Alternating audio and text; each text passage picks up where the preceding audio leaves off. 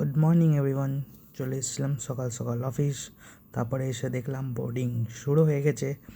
প্রায় অনেকজনেরই ভিড় ছিল আজকে, প্রায় ফ্লাইট ফুলই ছিল।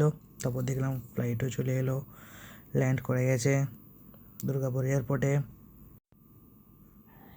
তারপর আমিও ওয়েট করলাম পেশেন্টের জন্য। তারপর ফাইনালি পেশেন্ট চলে এলো, পেশেন্টের ডিটেলস লেখা শুরু করে দিলাম আমি। তারপর দেখলাম যে বোর্ডিং অ্যানাউন্সমেন্টও শুরু হয়ে গেল। দিয়ে আমি তাড়াতাড়ি লিখে নিলাম সমস্ত পেশেন্টের ডিটেলসগুলো, কারণ ওগুলো আমাকে পরে ফরওয়ার্ডও করতে হবে। তারপর দেখলাম বোর্ডিং পুরো কমপ্লিট, এয়ারপোর্ট ফাঁকা। তারপর ফ্লাইটও রানওয়েতে চলে যাচ্ছে, জন্য আমিও চলে এলাম ডেস্কে আস্তে আস্তে সব গুছিয়ে নেওয়ার জন্য।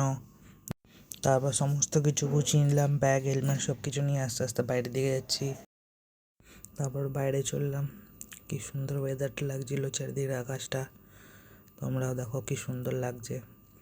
পার্কিংটা খুব সুন্দর লাগছে দেখতে। তারপর আস্তে আস্তে আমি যাচ্ছিলাম হেঁটে গাড়ির দিকে। পার্কিং থেকে বেরিয়ে পড়লাম বাড়ির পথে। ওয়েদার খুবই ঠান্ডা আজকে। দেখা হচ্ছে পরের ব্লগে, ততক্ষণ দেখতে থাকুন ব্লগিং সুকু। সাবস্ক্রাইব করতে ভুলবেন না।